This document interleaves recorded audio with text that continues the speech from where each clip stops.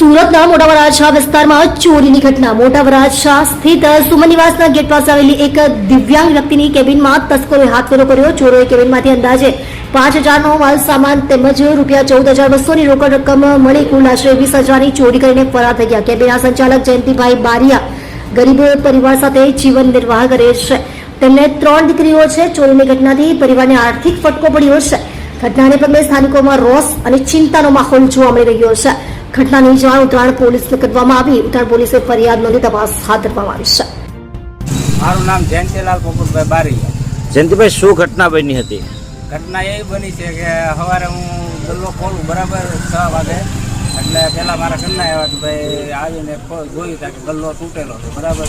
એટલે હું આવ્યો હતો, મેં આવીને ખાલી કાંઈ કોઈ વસ્તુ કરી નથી, એમને નથી છે.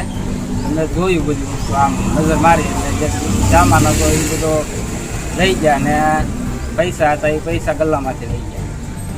જયંતિભાઈ, તમે છેલ્લા ઘણા વર્ષોથી બીમારીથી લડી રહ્યા છો અને એ બાબતે તમે શું કહેવા માંગો છો અને તમારે ઘરે કેટલી દીકરીઓ છે?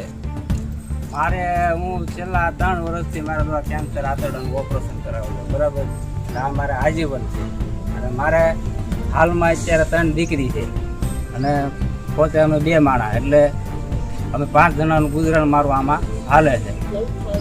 તો જયંતિભાઈ, આમાં તમે દવાખાનાનો ખર્ચો કાઢો, તમે આમાં ઘરનો ખર્ચો કાઢો, તો આમાં અંદાજે ચોરી કેટલા રૂપિયાની રકમ થઈ છે? ચોરીમાં એવું છે કે મેં મારે કેમ્પાનું ફ્રીજ લેવાનું હતું ને, એટલે મેં 14,200 મેં એમને ગલ્લામાં મૂકેલા હતા બરાબર. એ ગલ્લામાં એ લઈ ગયા અને ચિલ્લર હતું એ બધું લઈ ગયા અને બાગબાન હતા, વિમલ, ટાન્સન એ માલ હતો, એ અંદાજે 65,000નો માલ એ લઈ ગયા. તો હવે તમારી શું આગળની માંગ છે? મારી માંગ એક જ છે કે ભાઈ ઉત્તરાયણ પોલીસ સ્ટેશન ઉપર મને ભરોસો છે કે મને આનો ન્યાય જલ્દી અપાવો.